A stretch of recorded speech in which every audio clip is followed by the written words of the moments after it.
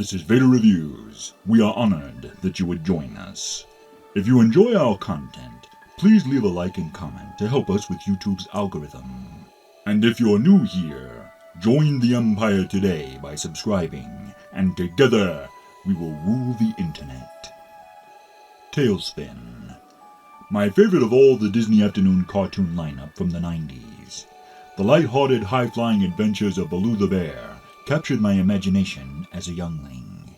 And my favorite story by far was the two-part episode titled For Whom the Bell Klangs. Written by Mark Zaslav, one of the series' original creators.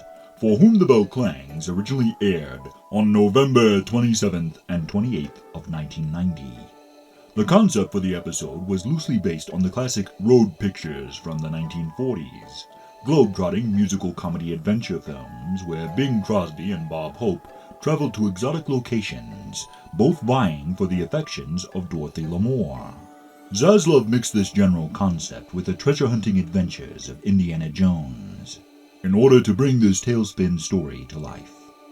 Replacing Bob Hope and Bing Crosby were Baloo and Louie, and rounding up the trio, rather than Dorothy Lamour, is archaeologist Katie Dodd. The biggest trouble with her is the noise. Now, it wouldn't be a treasure hunt without a lost city or temple to find, and Katie is searching for the lost city of Tabula, an ancient kingdom lost to the sands of time in the deserts of Gaffia.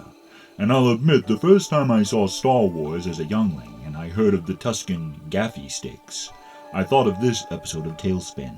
Now, treasure hunts are wizard and all, but what really captured my imagination as a youngling was not the exotic location or even the treasure hunt itself, but the villain. And who is he, you may ask? I am Thaddeus E. Clang, finder of Lost Antiquities. Voiced by the legendary Tim Cury, Thaddeus E. Clang, to me, was always the best villain of the entire series. Don Carnage and Colonel Spigot were funny, light-hearted bad guys, but Clang essentially stood in for the Germans in the Indiana Jones films, and he felt more menacing and ruthless than most TailSpin villains ever did.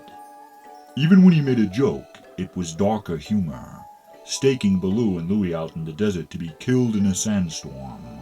He made light of their predicament in a very villainous way. How can you leave them out there? Like this. Now I know what you're thinking. How did I enjoy this episode with all the sand?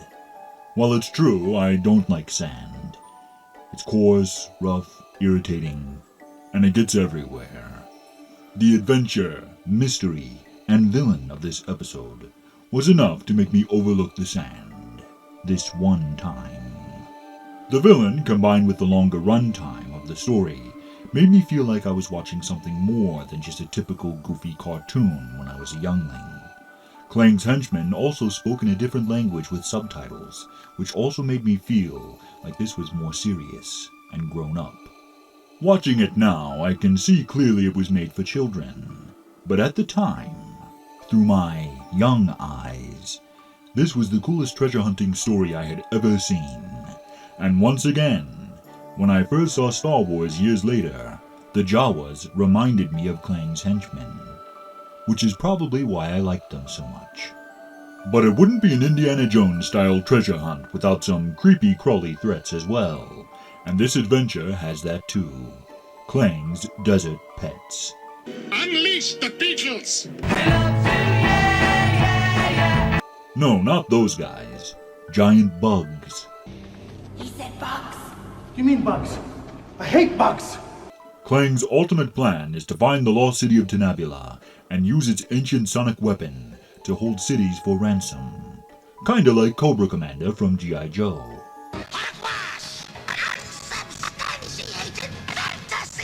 From the lost city and creepy crawly threats to the mysterious villain, For Whom the Bell Klangs had all the spirit of an Indiana Jones adventure while remaining kid-friendly.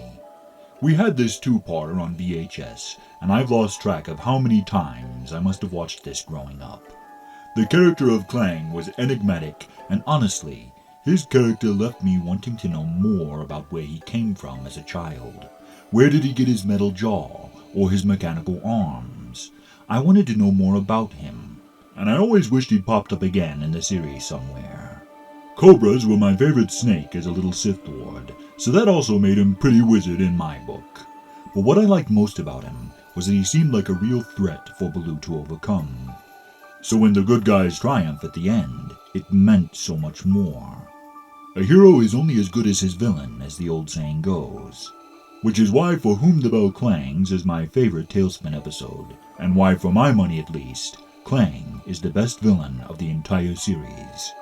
Hopefully if he ever returns, they won't ruin his character in the future, because I heard Seth Rogen is planning to reboot TailSpin.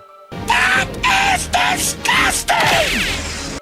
But who's your favorite TailSpin villain, or cartoon villain in general? Comment below and let me know.